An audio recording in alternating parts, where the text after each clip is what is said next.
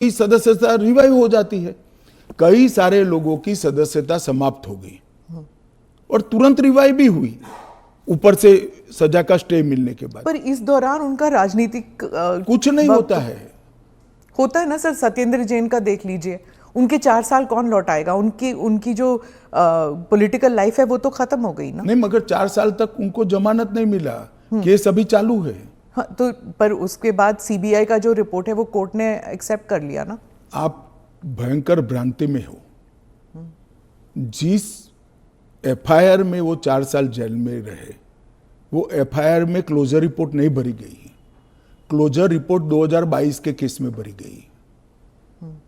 जिन 4 केसों में वो जेल में गए थे और लंबे समय तक रहे, वो 4 केसों में सीबीआई ने चार्जशीट किया है और वो ट्रायल फेस कर रहे हैं।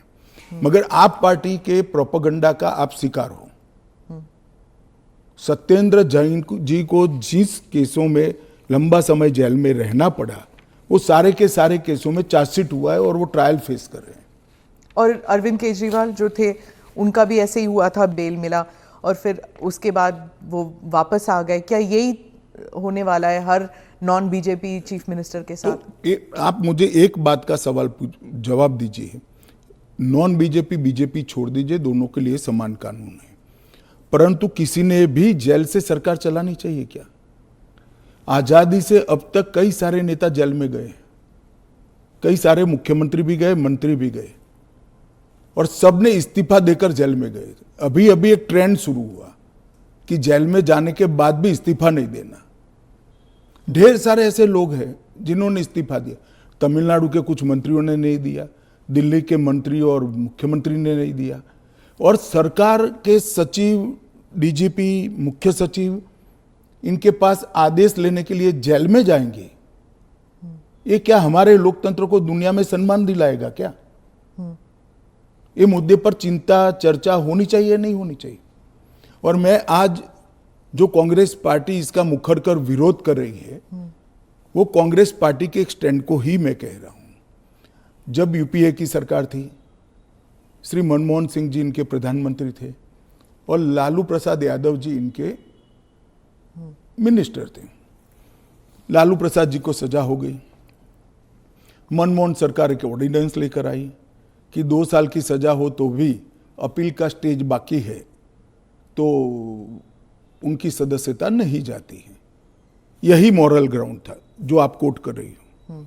तो एक ऑर्डिनेंस लेकर आए कि हम इसको बदल दे रहे हैं। ऑर्डिनेंस से बदलने का कैबिनेट ने प्रस्ताव भी किया। यही श्री राहुल गांधी इसको कंप्लीट नॉनसेंस कहकर सार्वजनिक रूप से प्रेस कॉन्फ्रेंस में फाड़े थे ऑर्डिनेंस को। और देश की कैबिनेट ने और देश के प्रधानमंत्री ने जो फैसला लिया था, उनकी पार्टी के ही प्रधानमंत्री ने जो फैसला लिया था, उसका मॉरल ग्राउंड पर उन्होंने मखौल उड़ाया था। और मनमोहन सिंह एक सॉरी फिगर बनकर रह गए थे पूरी विश्व के सामने। आज वही राहुल गांधी बिहार में सरकार बनाने के लिए सजा हो गई, वो लालू प्रसाद जी को गले मिल रहे हैं। ये ड्यूअल स्टैंडर्ड नहीं है क्या? ये शोभा देता है क्या? 3 चीजों से ये सारे आरोप खारिज हो जाते हैं। एक तो प्रधानमंत्री जी ने स्वयं अपने आप को इसमें डाला है। एक जमाने में कांग्रेस 39वां संविधान, प्रधानमंत्री ने डाला है, पहले नहीं थे क्या प्रधानमंत्री? ना, पहले तो प्रोविजन ही नहीं था। तो जब कानून ड्राफ्ट हो रहा था तो उन्होंने खुद डाला अपना? हाँ, खुद डाला है। पहले 39वां जो संशोधन था, इसमें इंदिरा जी उपराष्ट्रपति, राष्ट्रपति के साथ साथ खुद को भी इनके खिलाफ कोई वैधता नहीं रहती है चुनावी मुकदमों का, एक संविधान संशोधन लेकर आई थी। वो खैर कांग्रेस पार्टी और श्रीमती इंदिरा गांधी की नैतिकता का सवाल है।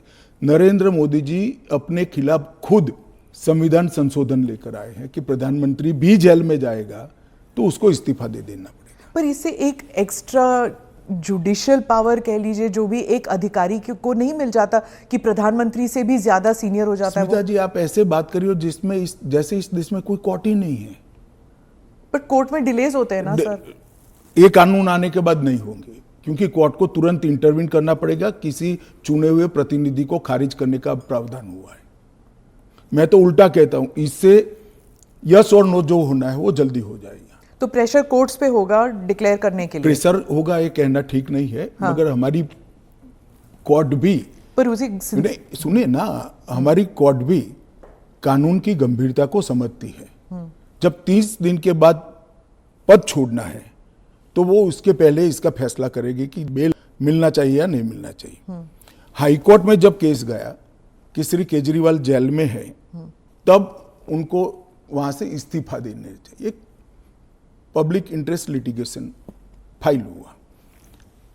हाईकोर्ट ने कहा कि हम सैद्धांतिक रूप से मानते हैं कि इनको छोड़ देना चाहिए मॉरल ग्राउंड पर, परंतु अभी के कानून में कोई प्रावधान नहीं है। चलिए, अब कानून में प्रावधान हो गया। मेरा बहुत स्पष्ट मानना है, मेरी पार्टी का मानना है, देश के प्रधानमंत्री का मानना है कि इस देश में कोई भी मुख्यमंत्री हो, मंत्री हो या प्रधानमंत्री हो, जेल में रहकर सरकार नहीं चला सकते। पहले भी कई लोगों ने मॉरल ग्राउंड पर इस्तीफा दिया है। लाल कृष्ण अडवाणी जी ने दिया था, येदुरप्पा जी ने दिया था, ईश्वरप्पा जी ने दिया था, जॉर्ज फर्नांडिस जी ने दिया था। कई सारे लोगों ने मॉरल ग्राउंड पर इस्तीफे दिए हैं। कोई जेल में जाकर सरकार नहीं चलाई। इवन हेमंत सोरेन ने दिया था रिसेंट पास्ट में।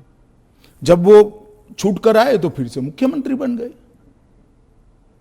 अब इसका हमने कानूनी प्रोविजन किया है, क्योंकि जब पहले कानून बने होंगे, संविधान बना होगा, तब संविधान निर्माताओं ने ऐसी निर्लज्जता का कल्पना नहीं करा होगा कि कोई भी मुख्यमंत्री जेल में जाएगा और अंदर से मुख्यमंत्री बना रहेगा।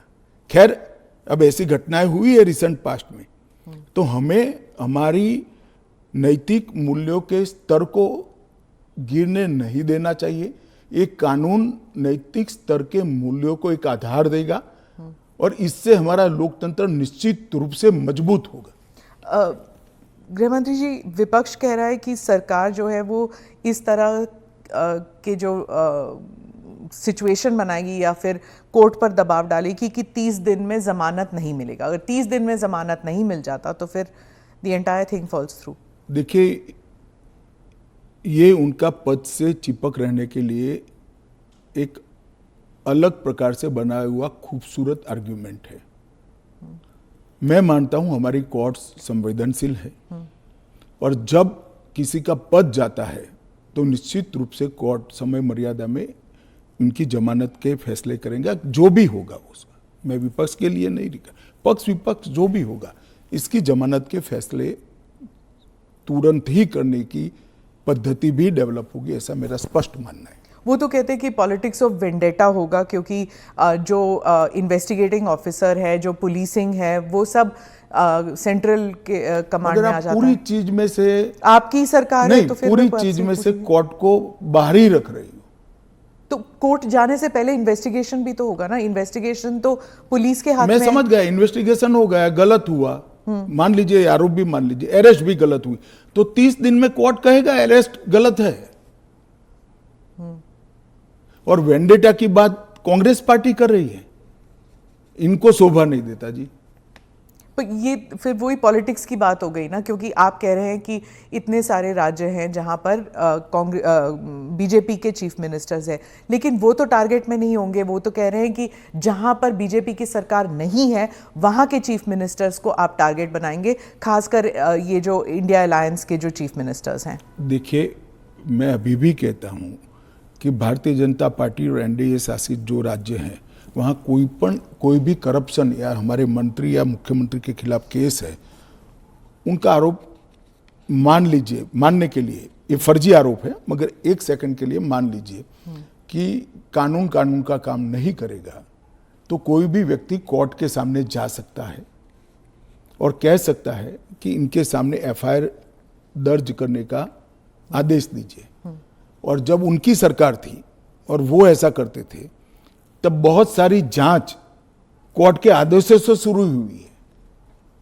यूपीए 2 में कम से कम 12 केस में गिना सकता हूं, जहां कोर्ट के ऑर्डर से सीबीआई की जांच हुई है और सारे लोग फंसे हैं। पर वो उस टाइम तो उनकी सरकार थी, अभी आपकी सरकार है। वो कह रहे हैं कि चाहे डीएमके हो या आम आदमी पार्टी हो, आप सबके नेताओं को आप जेल में डाल देंगे। ऐसे नहीं हो सकता है, ये संभव ही नहीं है, क्योंकि कोर्ट तुरंत इंटरवीन करेगी अगर इसके अंदर एफआईआर के अंदर या अरेस्ट के अंदर तत्व नहीं है तो अरविंद केजरीवाल का उदाहरण भी देते हैं कि इस प्रावधान के अनुसार अगर उन्हें जमानत 30 दिन के भीतर ना मिलती तो वो भी वहीं पे पड़े रहते, जेल में पड़े रहते, और उनको फिर वो चीफ मिनिस्टर पद से भी हटा दिया। जमानत उनको